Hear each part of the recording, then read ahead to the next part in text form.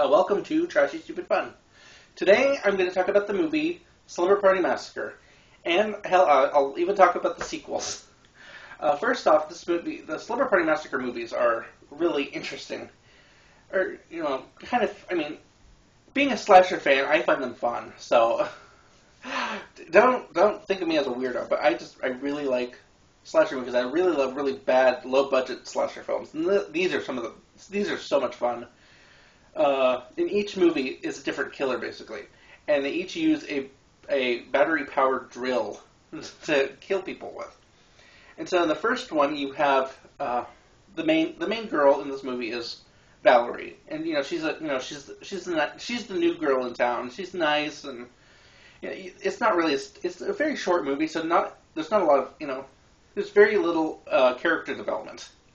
So basically they build her up as she's a new girl in town, and she's some girls are really mean to her, just in passing, nothing really physical or anything. They're just in passing. They're really mean to her, and not really mean. They're just they're just kind of like, she's a goody goody and blah blah blah blah blah.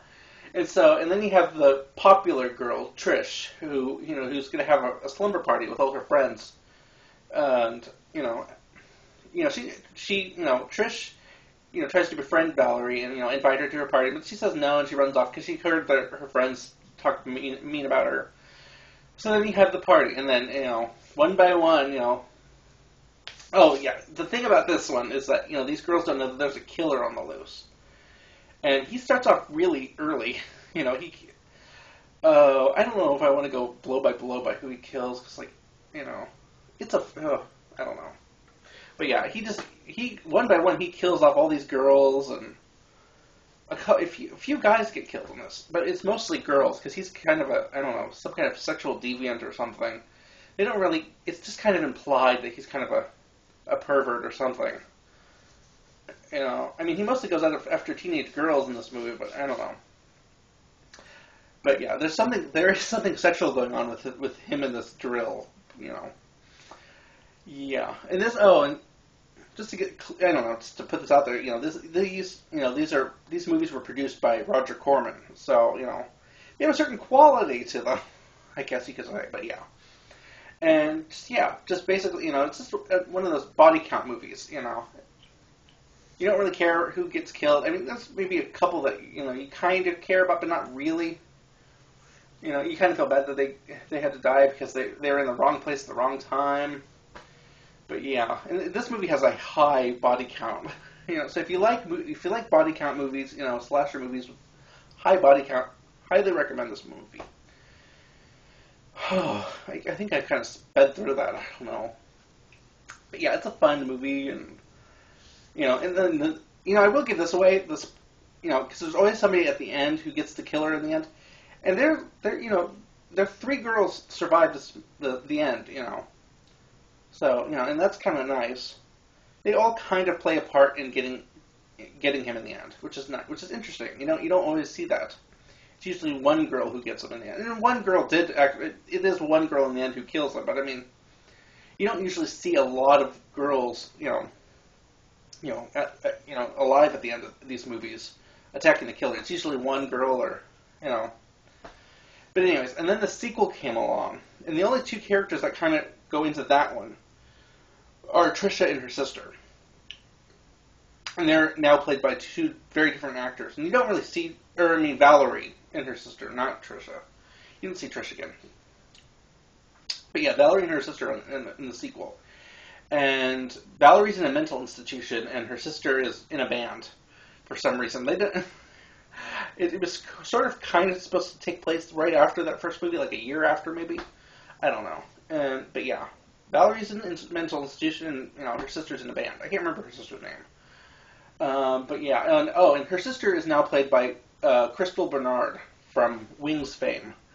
So that's interesting. She's like one of the lead singers or something in this band. She plays a guitar or something. But yeah, and they have some some interesting songs in this movie, because this movie is kind of a musical slasher film, because you have these songs. The killer in this movie is Oh god, there's so much to talk about the sequel. It's really awful because it's kind of a musical and it's kind of a mix of musical slash Nightmare on Elm Street because the killer is in this girl's dreams and he slowly becomes real and kills all her friends. And so yeah, it's kind of like Nightmare on Elm Street but with the driller killer. And this movie, I don't remember, but I don't think it has quite the same high body count, but pretty much nearly everybody dies in the end. Just about, not to give it too much away, but, it's a Roger Corman movie. A lot of people die in his movies. Or the characters, rather. So, yeah, and then you have that plot. And then the third Slumber Party Massacre movie has nothing to do with the first two at all. It's a brand new killer who's kind of Norman Bates-ish. Because you don't know it's him, even though the trailer for the movie gives away who the killer is. So don't watch the trailer for Slumber Party Massacre 3 unless you really want to see it, because it's bad. It gives away who the killer is, and I think they have a shot in it that isn't even from the movie, which is funny. Oh, these movies, the box art for these movies are notorious because they have artwork on the back, or they have clips from the back of the box that have nothing, that aren't even from the same movie. Because from what I heard, the box for Slumber Party Massacre 3 has clips from the sorority house massacre movies. Blah. Because I've seen the backs of those, and then it was like, oh, what? Why did they put that on the back of there? Because that's not from this movie. But anyways, Slumber Party Massacre 3 is about this takes place in a beach town, so not to give too, I'm gonna spoil this movie. I don't know if you can even, well, you can find it. There's a set that has all three movies on it that I really want to buy. But I'm going to you can fast forward through this if you want to. I'm going to spoil this because if you fast forward, just fast forward. Okay, so the killer in the third movie is this blonde beachgoer who turns out, just to be whatever. He turns out to be the killer.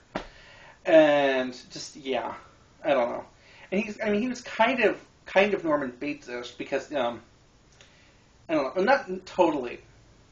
But he had some sort of, I don't know, it was kind of like that, but he was a better, he looks like a surfer basically. And I don't know, and there's some sort of something in his past that made him this way. Like his uncle or something. His uncle's I think his uncle was a pervert. I think that's what it was. His uncle was a pedophile or something, and that's why he was like that. I don't remember. But it was just, it was super creepy at times. And for a sequel, it's actually it's not bad. It was better than the second one, I gotta say. And it's just super, super creepy. Because it goes some places that are just really disturbing. And I think that's why I liked it. But yeah, I don't know. It was just really creepy. But yeah, I love all three of these movies for various reasons. Mostly because they're just super, super cheesy. You have bad acting, bad dialogue. Yeah, it's just badness all around. Lots of nudity, lots of gore, lots and lots of stuff going on in it. So yeah, that's basically it. I had to rewatch that because it's on streaming, so it's like, oh, I have to watch that.